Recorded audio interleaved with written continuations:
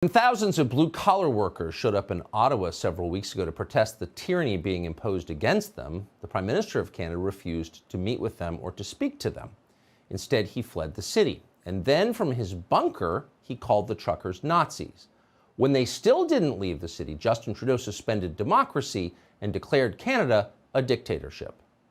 The federal government has invoked the Emergencies Act to supplement provincial and territorial capacity to address the blockades and occupations. The Emergencies Act will be used to strengthen and support law enforcement agencies at all levels across the country.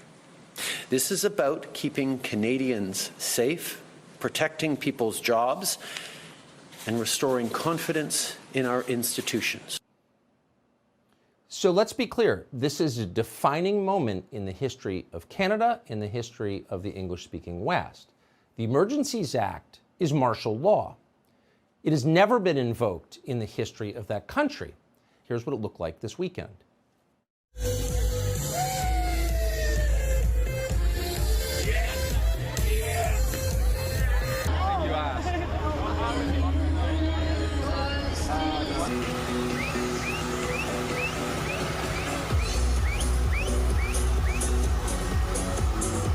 Going forward, Justin Trudeau will regulate all crowdfunding and cryptocurrency under the Terrorist Financing Act.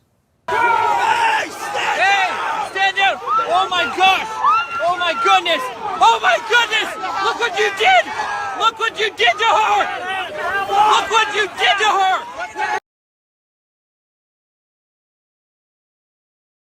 I'm looking forward to a renewed partnership with China in the years ahead, one that will open the door to even greater opportunities for Canadians and for their families. He was asked which country he most admired and referred to China.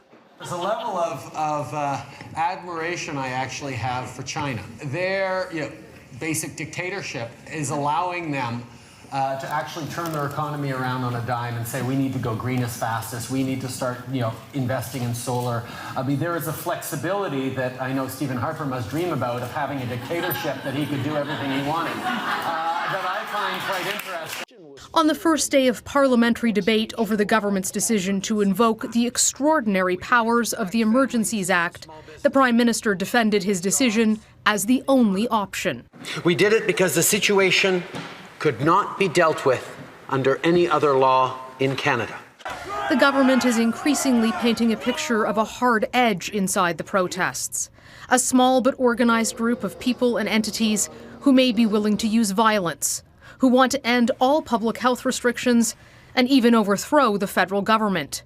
Authorities in China are trying to eliminate Christianity and replace it with a communist version of the faith. Writing in today's Washington Times, Jianli Yang says in part, quote, the arrest and secret trial of 4 Chinese Christians for selling audio Bibles in December 2020 is the latest illustration of how serious the communist government of China is on stamping out Christianity. The piece also says China is printing a Bible with communist content, sometimes replacing scripture. And we know that the 2 doses of the vaccine offer very limited protection, if any. The 3 doses with a booster, they offer reasonable protection against hospitalization and deaths.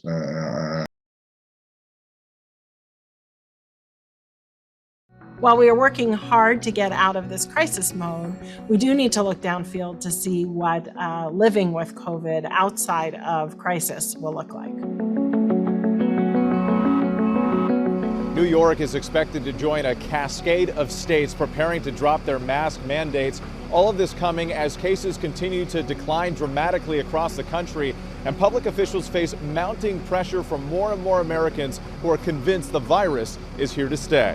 New York, once the epicenter of the pandemic, expected to join the growing list of states removing indoor mask mandates. ABC News has learned Governor Hochul is expected to drop the state's strict indoor mask or vaccination requirement for businesses today, but appears poised to extend a separate school mask mandate past winter break.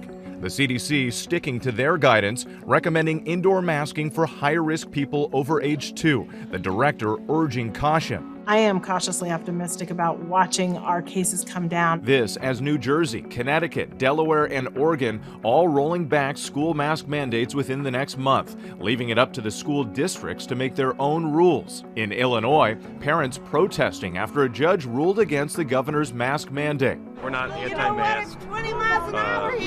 We just support parent choice.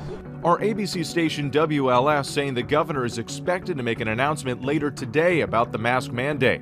California lifting its indoor mask mandates next week, but still requiring masks in schools. Now, so far so good. Crossing your fingers that this is it, but we never know with COVID. The debate playing out across the country as cases plunge more than 67% in the last 3 weeks, but 99% of counties are still reporting high transmission.